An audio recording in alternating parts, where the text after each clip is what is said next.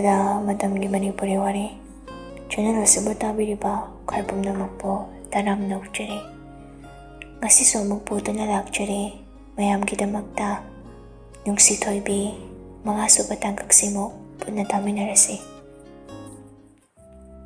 pao yaukre lebak sarasan kre mafam khuding social media da jingbada lebak asigi saknairabi neri sarok khaibamna RK film industry gi film amagi project ama reject tawar ihaina kanana chumlibano kanana lalibano khangda machin kanbasingdi amana amada amuk onsin wafam masigi maramda nainari phone do yengna machin da soli kari da fazaratana kantik tawrina khangda overset bidida viral chatlene se thoina kaibo murum henjana sonbadada hangakpani henja phone do thoigi mangda thangsinduna yengo sigi topic se ngakta ngairabani yengo FB WhatsApp Instagram thoina o khangi sinilise yam paktabi yam reserve do natro masama tomda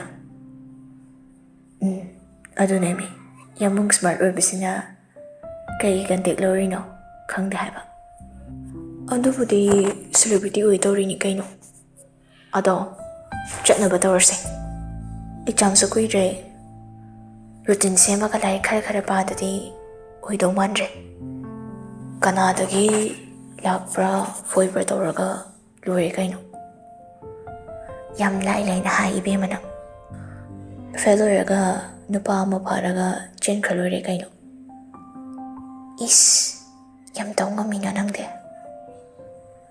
numidangi matamni premlata chakumda sakiga wari tawri sakina botsiso hapta phadre ne phadre che ado robati laktabra ngasiya sakina lakhibani bemgi kada leramni ha ibungo robert na kyan tariba akhoi bem na maronama mathong chadabaga ma changri kansida bemse lari khara taknaba haisirana sum khanba ichedi kai khale sakhi nokmi tawraga yaina karigi yaroidoino afabasidabu ado anisigi unayadabasidani adugidi kaise tawrida ngayak machi mana oibai lakna jarini saki su premlata gi wadada nokmi tawe somdana henjagi rumdani phone amamam mai thokpa leinari henja phone do yengninda darabar nang chai kya surage 23 kaidore oh kaisum tawdeda ina mama thiba yare haike tawni phone yengduna lairamba robert do henjada yenglaga chai chani angangni irang tawraduna henja so hyphen on silaklaga is sibu irang bro ina mapame haisabani haidi Roberto amuktang henjada yenglamlaga wa makha tarakire phone da oina onsinkre neli yam sauna magi room du da leiriba pot mayam du lankhaiduna otaku sittaba project amatangi damak atuk yam usittaba social media daga thagalaktuna aibo khongoinaba ai se haiba loirabaga amuk langkhaiba hawe thangnaba roomda leiriba anjudo tapna soli ho isor nachabu kanbiyo nachadine karisu khangsadabani maramsida aibudi yahan binuko imai bemaga babunga dasu machanupi sere chapise aingonda sinaramaga hekta bendrabanda honeymoon chatkibaneba aidine ko wasigi nupisiga heknuna rubadane ꯑꯩ ꯃꯤꯍꯨꯟ ꯊꯥꯎꯟꯒ ꯁꯨꯗ꯭ꯔꯕꯅꯤ ꯃꯨꯔꯨꯝ ꯁꯣꯟꯖꯕꯒꯤ ꯋꯥꯇꯅꯤ ꯀꯔꯤꯁꯨ ꯇꯧꯕ ꯉꯝꯗꯦ ꯅꯦꯂꯤ ꯁꯣꯔ ꯐꯨꯏꯅ ꯍꯣꯟꯗꯨꯅ ꯐꯃꯨꯡ ꯃꯆꯤꯗꯨꯗ ꯐꯝꯊꯔꯛꯏ ꯇꯟꯖꯥ ꯆꯥꯕ ꯍꯥꯏꯒꯗ꯭ꯔꯥ ꯃꯥꯒꯤ ꯐꯣꯟꯗꯣ ꯃꯃꯥꯟꯅꯕꯤ ꯍꯦꯟꯁꯤꯅꯤꯒꯤ ꯀꯣꯜ ꯂꯥꯛꯏ ꯁꯣꯔ ꯑꯁꯥꯡꯕ ꯑꯃꯨꯛꯇꯪ ꯍꯣꯟꯊꯗꯨꯅ ꯂꯥꯛꯂꯤꯕ ꯀꯣꯜꯗꯨ ꯄꯥꯏꯈꯠꯂꯤ ꯍꯦꯜꯂꯣ ꯐꯣꯟꯗꯨꯗꯩ ꯚꯥꯏ ꯍꯥꯎ ꯑꯦꯐꯕꯤꯗ ꯋꯥꯗꯨ ꯂꯣꯏꯁꯟꯗ꯭ꯔꯤꯉꯩ ꯆꯨꯝꯃꯦ ꯑꯁ ꯚꯥꯏ ꯅꯪꯕꯨ ꯈꯔ ꯈꯖꯤꯛ ꯈꯜꯍꯧꯕ ꯌꯥꯗ꯭ꯔꯣꯕ ꯃꯣꯏꯒꯤꯗꯤ ꯀꯔꯤꯁꯨ ꯀꯥꯏꯗꯦ ꯅꯪꯒꯤ ꯏꯃꯦꯖ ꯁꯣꯛꯀꯗꯧꯔꯤꯕꯅꯤꯁꯦ ꯑꯩꯁꯨ ꯑꯦꯛꯁꯦꯞ ꯇꯧꯔꯒꯦꯅ ꯇꯧꯗ꯭ꯔꯤꯅꯤ ꯚꯥꯏ ꯅꯪꯅ ꯈꯪꯗꯕ ꯈꯔ ꯂꯩꯔꯦ ꯍꯧꯖꯤꯛ ꯃꯅꯤꯄꯨꯔꯒꯤ ꯑꯣꯏꯅ ꯑꯥꯔꯠ ꯐꯤꯜꯝ ꯏꯟꯗꯁꯇ꯭ꯔꯤꯁꯦ ꯃꯁꯤꯅ ꯇꯣꯞꯇ ꯂꯩꯔꯤꯕꯅꯤ ꯑꯇꯩ ꯑꯇꯣꯞꯄ ꯂꯩꯔꯤꯕꯁꯤꯡꯁꯤꯗꯤ ꯃꯣꯏꯒꯤ ꯃꯈꯥꯗ ꯂꯩꯕꯅꯤ ꯍꯥꯏꯕ ꯌꯥꯏ ꯅꯪꯅ ꯃꯣꯏꯒꯤ ꯄ꯭ꯔꯣꯖꯦꯛꯇꯣ ꯑꯦꯛꯁꯦꯞ ꯇꯧꯍꯧꯗꯕꯅ ꯅꯪꯒꯤ ꯇꯨꯡꯒꯤ ꯂꯝꯕꯤ ꯑꯌꯥꯝꯕ ꯂꯣꯏꯅ ꯀꯛꯑꯕꯅꯤ ꯃꯣꯏꯒꯤ ꯑꯦꯐꯕꯤꯒꯤ ꯄꯦꯖꯇ ꯆꯪꯉꯒꯗꯨꯅ ꯑꯝꯇ ꯌꯦꯡꯉꯨꯅꯦ ꯍꯧꯖꯤꯛ ꯌꯥꯝ ꯊꯨꯅ ꯁꯤ ꯍꯥꯏꯒꯦ ꯇꯧꯕꯅꯤ ꯑꯩ ꯊꯝꯃꯒꯦ ꯍꯌꯦꯡ ꯌꯨꯝꯗ ꯂꯥꯛꯀꯅꯤ ꯅꯪ ꯂꯩꯔꯝꯃꯨꯀꯣ ꯊꯝꯃꯦꯀꯣ ꯋꯥꯍꯩ ꯈꯔꯗꯣ ꯃꯊꯪ ꯍꯥꯏꯔꯝꯗꯨꯅ ꯀꯣꯜꯗꯨ ꯀꯛꯈ꯭ꯔꯦ ꯅꯦꯂꯤ ꯄꯤꯁꯨꯝꯗꯨ ꯈꯖꯤꯛ ꯁꯨꯞꯂꯒ ꯗꯇꯥ ꯑꯣꯟ ꯇꯧꯋꯦ ꯍꯦꯛ ꯇꯧꯕꯒ ꯏꯟꯁꯇꯥꯒ꯭ꯔꯥꯝꯒꯤ ꯇ꯭ꯋꯤꯇꯔꯒꯤ ꯑꯇꯩ ꯂꯩꯔꯤꯕ ꯑꯦꯞ ꯈꯔꯗꯒꯤꯗꯨ ꯃꯊꯪ ꯅꯣꯇꯤꯐꯤꯀꯦꯁꯟ ꯂꯥꯛꯏꯕ ꯃꯌꯥꯝꯗꯨ ꯂꯣꯏꯅ ꯅꯥꯊꯩꯔꯝꯂꯒ ꯑꯦꯐꯕꯤꯗ ꯆꯪꯂꯛꯏ ꯁꯔꯆꯀꯤ ꯑꯣꯞꯁꯟ ꯂꯩꯔꯤꯕꯗꯨꯗ ꯅꯝꯂꯒ ꯑꯥꯔꯠ ꯐꯤꯜꯝ ꯏꯟꯗꯁꯇ꯭ꯔꯤ ꯍꯥꯏꯅ ꯁꯔꯆ ꯇꯧꯏ ꯄꯦꯖ ꯑꯗꯨꯕꯨ ꯍꯦꯛ ꯆꯪꯕꯒ ꯂꯩꯔꯝꯂꯤꯕ ꯄꯣꯁꯇꯨ ꯎꯕꯗ ꯃꯃꯤꯠ ꯂꯥꯎꯊꯣꯛꯀꯤ ꯌꯦꯡꯗꯨꯅ ꯂꯩ ꯃꯅꯤꯄꯨꯔꯒꯤ ꯑꯣꯏꯅ ꯃꯌꯥꯝꯅ ꯁꯛꯈꯪꯅꯔꯤꯕꯤ ꯑꯦꯛꯇ꯭ꯔꯦꯁ ꯅꯦꯂꯤꯅ ꯑꯥꯔꯠ ꯐꯤꯜꯝ ꯏꯟꯗꯁꯇ꯭ꯔꯤꯒꯤ ꯐꯤल्मꯒꯤ ꯄ꯭ꯔꯣꯖꯦꯛ ꯑꯃ ꯔꯤꯖꯦꯛ ꯇꯧꯔꯛꯄꯗ ꯀꯔꯤꯁꯨ ꯑꯀꯥꯏꯕ ꯂꯩꯖꯗꯦ ꯃꯥ ꯃꯁꯥꯒꯤꯁꯨ ꯄꯦꯟꯗꯤꯡꯗ ꯄ꯭ꯔꯣꯖꯦꯛ ꯈꯔ ꯄꯦꯟꯗꯤꯡꯗ ꯂꯩꯔꯤ ꯑꯗꯨꯅ ꯑꯩꯈꯣꯏꯒꯤ ꯄ꯭ꯔꯣꯖꯦꯛ ꯑꯗꯨꯕꯨ ꯔꯤꯖꯦꯛ ꯇꯧꯔꯛꯄꯅꯤ ꯍꯥꯏꯅ ꯍꯥꯏꯕꯤꯔꯛꯏ ꯑꯗꯨꯕꯨ ꯃꯌꯥꯝꯒꯤ ꯁꯦꯕꯥ ꯇꯧꯅꯤ ꯍꯥꯏꯅ ꯊꯣꯛꯂꯛꯂꯒ ꯋꯥꯍꯩ ꯋꯥꯇꯥ ꯐꯖꯗꯕ ꯑꯃꯗꯤ ꯃꯔꯨꯑꯣꯏꯅ ꯑꯥꯔꯠ ꯐꯤꯜꯝ ꯏꯟꯗꯁꯇ꯭ꯔꯤꯒꯤ ꯃꯄꯨ ꯑꯣꯏꯔꯤꯕ ꯑꯥꯔꯠꯀꯤ ꯍꯤꯌꯥꯡꯉꯝꯕ ꯅꯤꯡꯊꯦꯝꯆꯥꯗ ꯎꯁꯤꯠ ꯊꯑꯣꯏꯗꯅ ꯇꯧꯔꯛꯄ ꯑꯁꯤꯒꯤ ꯑꯣꯏꯅ ꯑꯦꯛꯇ꯭ꯔꯦꯁ ꯅꯦꯂꯤꯕꯨ ꯑꯥꯔꯠ ꯐꯤꯜꯝ ꯏꯟꯗꯁꯇ꯭ꯔꯤꯒꯤ ꯃꯥꯏꯀꯩꯗꯩ ꯃꯥꯕꯨ ꯑꯩꯈꯣꯏꯅ ꯔꯦꯁꯄꯦꯛ ꯇꯧꯖꯗꯦ ꯑꯃꯗꯤ ꯃꯥꯕꯨ ꯑꯩꯈꯣꯏꯒꯤ ꯏꯟꯗꯁꯇ꯭ꯔꯤꯒꯤ ꯑꯣꯏꯅ ꯃꯈꯥ ꯇꯥꯕ ꯐꯤꯜꯝꯗ ꯀꯨꯝꯕꯒꯤ ꯑꯌꯥꯕ ꯑꯩꯈꯣꯏꯒꯤ ꯏꯟꯗꯁꯇ꯭ꯔꯤꯒꯤ ꯃꯥꯏꯀꯩꯗꯒꯤ ꯑꯣꯏꯅ ꯊꯤꯡꯖꯤꯟꯖꯔꯤ ꯃꯁꯤꯒꯤꯗꯃꯛ ꯃꯌꯥꯝꯗ ꯋꯥꯔꯧꯕꯤꯗꯅꯕ ꯍꯥꯏꯅ ꯍꯥꯏꯖꯔꯤ ꯊꯦꯡꯛ ꯌꯨ ꯇꯤꯝ ꯑꯥꯔꯠꯀꯤ ꯐꯤल्म ꯏꯟꯗꯁꯇ꯭ꯔꯤ ꯋꯥꯔꯣꯜꯁꯤꯡꯗꯨ ꯍꯦꯛ ꯄꯥꯕ ꯂꯣꯏꯕꯒ ꯀꯃꯦꯟ ꯁꯦꯛꯁꯟꯗ ꯑꯃꯨꯛ ꯆꯪꯗꯨꯅ ꯄꯥꯏ ꯅꯦꯒꯦꯇꯤꯚ ꯀꯣꯃꯦꯟ ꯄꯣꯖꯤꯇꯤꯚ ꯀꯣꯃꯦꯟ ꯐꯅꯌꯥꯝ ꯌꯥꯝꯃꯤ ꯑꯗꯨꯕꯨ ꯑꯌꯥꯝꯕꯅ ꯐꯤल्म ꯀꯨꯝꯃꯩꯅ ꯄꯣꯡꯉꯤꯅꯤ ꯁꯤꯒꯨꯝꯕꯁꯤꯗꯤ ꯐꯅꯌꯥꯝ ꯐꯖꯔꯁꯨ ꯕꯦꯟ ꯇꯧꯒꯗꯕꯅꯤ ꯍꯥꯏꯕ ꯋꯥꯍꯩꯁꯤꯡꯅ ꯅꯝꯈ꯭ꯔꯦ ꯀꯔꯤꯁꯨ ꯌꯥꯝ ꯂꯨꯕ ꯊꯧꯗꯣꯛꯇꯤ ꯅꯠꯇꯦ ꯑꯗꯨꯕꯨ ꯅꯦꯂꯤ ꯃꯁꯥꯃꯛꯅ ꯍꯤꯌꯥꯡꯉꯝꯕꯗ ꯎꯠꯈꯤꯕ ꯃꯇꯧꯗꯨꯅ ꯊꯧꯗꯣꯛ ꯑꯁꯤ ꯊꯣꯛꯂꯛꯄꯅꯤ ꯅꯦꯂꯤ ꯃꯈꯨꯠꯇꯨ ꯊꯛ ꯅꯤꯛꯅ ꯐꯣꯟꯗꯨ ꯂꯥꯛꯇꯅ ꯐꯃꯨꯡꯗꯨꯗ ꯂꯪꯉꯤ ꯑꯁꯣꯝꯗꯅ ꯀꯝꯗꯧꯔꯤ ꯍꯤꯌꯥꯡꯉꯝꯕ ꯃꯥꯁꯨ ꯃꯥꯒꯤ ꯐꯣꯟꯗꯨ ꯂꯧꯊꯣꯛꯇꯨꯅ ꯀꯣꯃꯦꯟꯠꯁꯤꯡꯗꯨ ꯑꯃꯃꯝꯇ ꯃꯆꯤꯟꯗꯨ ꯐꯩꯔꯞ ꯆꯤꯡꯗꯨꯅ ꯄꯥꯔꯤ ꯐꯖꯅ ꯍꯥꯏꯕꯗ ꯌꯥꯗ꯭ꯔꯕꯗꯤ ꯊꯕꯛ ꯑꯣꯏꯅ ꯎꯠꯄ ꯇꯥꯕꯅꯤ ꯀꯥꯟꯅꯗꯕꯗ ꯑꯉꯥꯡ ꯄꯤꯛꯇ꯭ꯔꯨꯗꯨꯁꯨ ꯑꯩꯒꯤ ꯀꯥꯔꯗ ꯄꯤꯔꯝꯃꯤꯅꯤ ꯃꯦꯁꯦꯖꯀ ꯊꯥꯔꯛꯇꯦꯅꯦ ꯑꯩꯉꯣꯟꯗꯗꯤ ꯇꯣꯏꯕ ꯗꯤꯃꯥꯟ ꯆꯥꯎꯅ ꯐꯔꯣꯏꯗꯣꯔꯦ ꯃꯥ ꯑꯃꯁꯨ ꯇꯟꯖꯥꯗꯨꯗ ꯃꯥꯒꯤ ꯊꯣꯡꯗꯨ ꯅꯣꯛ ꯇꯧꯔꯛꯏ ꯂꯣꯟꯗꯕꯅꯤ ꯑꯗꯨꯝ ꯆꯪꯂꯛꯑꯣ ꯁꯟꯇꯣꯁ ꯆꯪꯂꯛꯇꯨꯅ ꯃꯥꯒꯤ ꯁꯥꯔꯒꯤ ꯍꯦꯛ ꯅꯥꯀꯟꯗ ꯂꯦꯞꯂꯒ ꯁꯥꯔ ꯏꯃꯥꯁꯤꯒ ꯄꯥꯕꯨꯡꯒꯗꯣ ꯍꯌꯦꯡ ꯏꯝꯐꯥꯜꯗ ꯌꯧꯔꯛꯀꯅꯤ ꯍꯥꯏꯅ ꯄꯥꯎ ꯍꯥꯏꯔꯛꯏ ꯍꯤꯌꯥꯡꯉꯝꯕ ꯁꯟꯇꯣꯁꯇ ꯌꯦꯡꯗꯨꯅ ꯑꯩꯉꯣꯟꯗꯗꯤ ꯍꯥꯏꯗꯦꯅ ꯉꯁꯥꯏ ꯁꯥꯔꯅ ꯃꯤꯇꯤꯡ ꯌꯥꯎꯔꯤꯀꯥꯟꯗ ꯀꯣꯜ ꯇꯧꯔꯒ ꯍꯥꯏꯔꯝꯕꯅꯤ ꯁꯥꯔ ꯑꯣ ꯐꯔꯦ ꯑꯗꯨꯗꯤ ꯄꯨꯡ ꯀꯌꯥꯒꯤ ꯐ꯭ꯂꯥꯏꯠꯇꯅꯦ ꯍꯥꯏꯒꯦ ꯅꯨꯡꯊꯤꯜ ꯇꯥꯂꯛꯀꯤꯅꯤ ꯍꯥꯏ ꯄꯨꯡ 1ꯒꯤ ꯁ꯭ꯋꯥꯏꯗꯅꯦ ꯍꯥꯏ ꯑꯣ ꯌꯥꯔꯦ ꯑꯗꯣ ꯅꯪ ꯉꯁꯥꯏ ꯆꯦꯛꯀꯣꯟꯗ ꯆꯠꯄꯗꯣ ꯂꯦꯕꯔꯁꯤꯡꯒꯤ ꯄꯩꯁꯥ ꯄꯤꯊꯣꯛꯑꯝꯃꯕ ꯅꯠꯇ꯭ꯔꯥ? ꯄꯤꯔꯝꯃꯦ ꯁꯥꯔ ꯑꯗꯣ ꯍꯥꯏꯌꯨꯅꯦ ꯍꯌꯦꯡꯁꯦ 이마가 ꯄꯥꯕꯨꯡꯒ ꯂꯧꯔꯨꯔꯒ ꯑꯌꯨꯝꯗ ꯍꯥꯏꯊꯔꯨꯕ ꯌꯥꯒꯗ꯭ꯔꯥ? 이마도 ꯃꯁꯥ ꯉꯝꯗꯦ ꯍꯥꯏꯗꯨꯅ ꯀꯣꯜ ꯇꯧꯔꯛꯑꯝꯃꯤ. ꯑꯅꯥꯕ ꯌꯥꯎꯔꯒꯗꯤ ꯆꯠꯂꯣ. ꯑꯗꯣ ꯀꯌꯥꯝ ꯀꯟꯅ ꯉꯝꯗ꯭ꯔꯤꯅꯣ?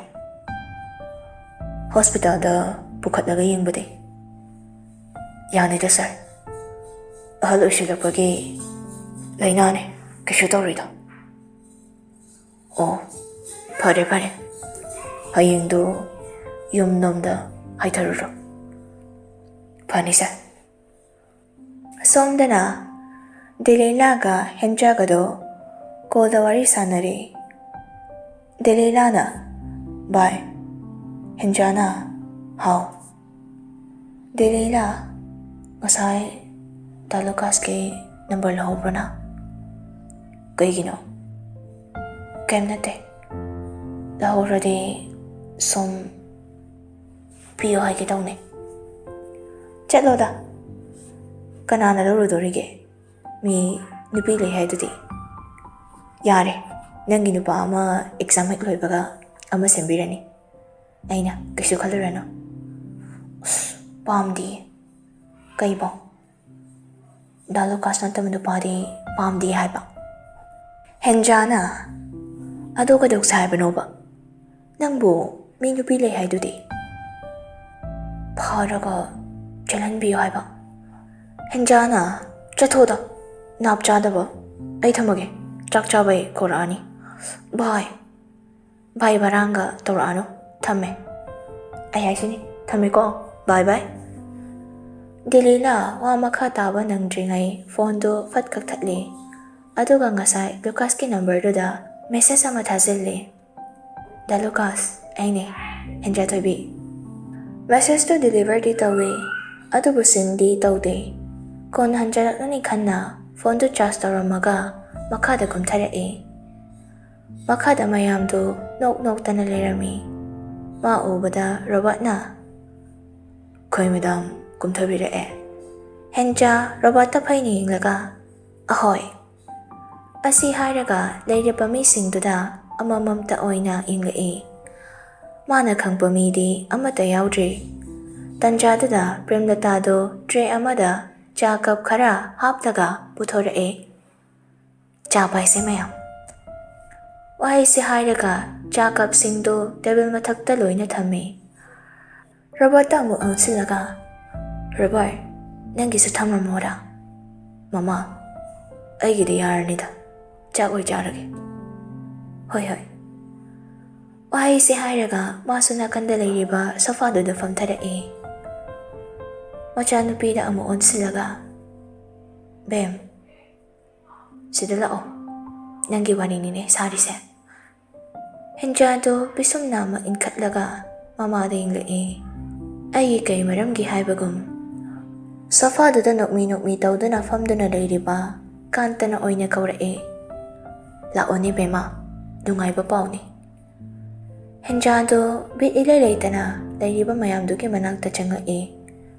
ꯀꯥꯟꯇ ꯅꯣꯛꯃꯤ ꯍꯦꯟꯖꯥꯗ ꯌꯦꯡꯂꯒ ꯅꯪꯕꯨ ꯐꯤल्मꯒ ꯀꯨꯝꯅꯤꯡꯗ꯭ꯔꯣ? ꯍꯦꯟꯖꯥ ꯇꯞꯅ ꯍꯩꯇꯅ ꯀꯃꯥꯏ ꯀꯨꯝꯗꯣꯏꯅꯣ? ꯀꯥꯟꯇꯅ ꯍꯩꯕ ꯍꯩꯇꯕꯗꯨꯗꯤꯅꯦ ꯇꯝꯃꯒ ꯍꯩꯗꯧꯅꯦ. ꯀꯨꯝꯅꯤꯡꯉꯤ ꯑꯣꯔ ꯀꯨꯝꯅꯤꯡꯗꯦꯗꯣ ꯑꯗꯨꯇꯪ ꯍꯥꯏꯌꯣ, ꯑꯗꯨꯒ ꯂꯣꯏꯔꯦꯅꯦ. ꯍꯦꯟꯖꯥꯅ ꯇꯜꯂꯦꯗ. ꯐꯤल्मꯒ ꯀꯨꯝꯃꯗꯤ ꯐꯤल्ꯃꯗꯣ ꯃꯊꯛ ꯃꯈꯥꯒ ꯂꯣꯏ ꯑꯣꯜꯂꯅꯤ. ꯀꯩꯗꯧꯗꯣꯏꯅꯣ? ꯌꯦꯁ ꯍꯥꯏꯈ꯭ꯔꯣ, ꯑꯩ ꯇꯝꯕꯤꯒꯦ. ꯃꯅꯤꯡꯗꯩ ꯅꯨꯄꯥ ꯑꯃꯅ ꯍꯥꯏꯔꯛꯄꯅꯤ. ꯍꯦꯟꯖꯥꯗꯨ ꯈꯪꯄ꯭ꯔꯦꯛ ꯈꯪꯅ ꯀꯅꯥꯅꯣ ꯍꯥꯏꯅ ꯌꯦꯡꯂꯛꯏ. ꯎꯔꯤꯕ ꯃꯤꯁꯛꯇꯨꯗ ꯉꯛꯅ ꯌꯦꯡꯂꯒ ꯃꯆꯤꯟꯗꯩ ꯈꯪꯉꯤꯅꯦ ꯍꯤꯡꯆꯥꯕ ꯍꯥꯏꯒꯦ ꯍꯥꯏꯗꯣꯛꯎꯔꯒ ꯑꯃꯨꯛ ꯃꯈꯨꯠꯇꯨꯅ ꯃꯆꯤꯟꯗꯨꯗ ꯃꯦꯜꯂꯤ. ꯔꯣꯍꯤꯠ ꯅꯣꯛꯃꯤ ꯆꯪꯁꯤꯜꯂꯛꯂꯒ ꯑꯩꯁꯦ ꯅꯪꯅ ꯍꯤꯡꯆꯥꯕ ꯑꯣꯜꯍꯟꯗꯣꯔꯦꯅꯦ. ꯏꯁ, ꯀꯅꯥ ꯈꯪꯅꯤꯒꯦ? Timanjao amala ade. Rohit na. Ay sohana khangdi.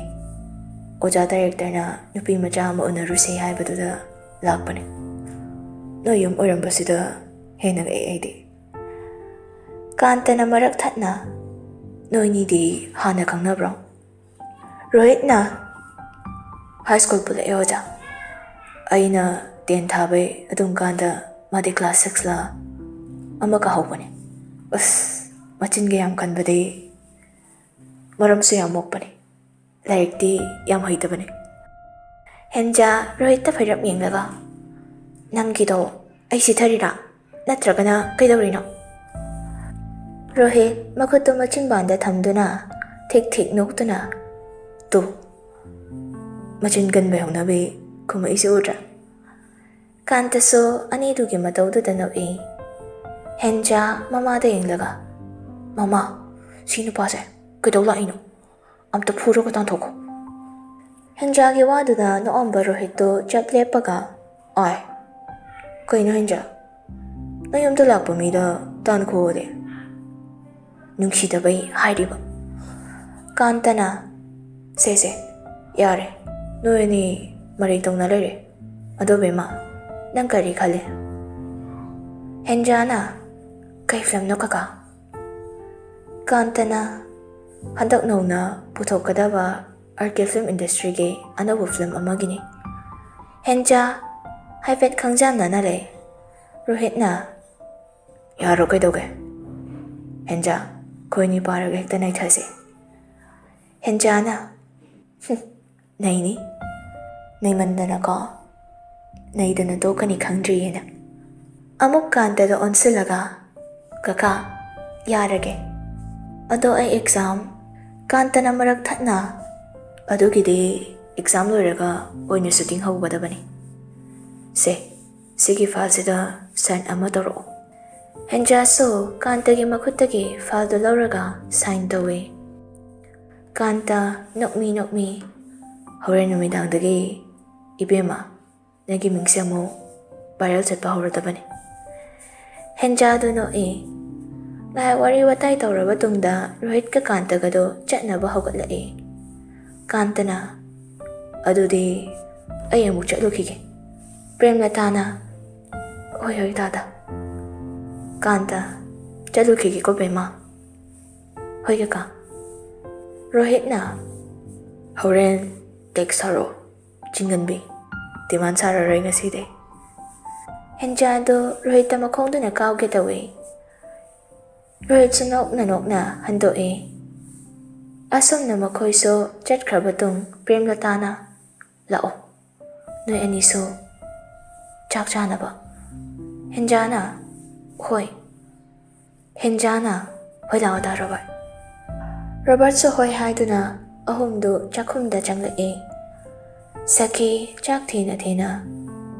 Sidagi di akoy bemsi film kumme na akoy na hawaga kumdaw mantribu. Sakina chak thina. Sidagi di akoy bemsi film kumme na ko akoy na gagawaga kumdaw mantribu. Henjana is kanay ba? Sakina se jaro. Henjana ma papadi meeting ama chatkibani noyani hana jaro. Chak to obatung henjado magi kada kakhala Famong duda nga boy famboy tawduna lay kay ningsingakpano khangde ngan RK na piramba kartu lauraga number do magi phone duda save tawselle aduga message thasira tharusira hainasu amuk haipen khanjanai wakal khanbadagi tawbana hankibagi haunabi RK gi number duda text hazali oi haina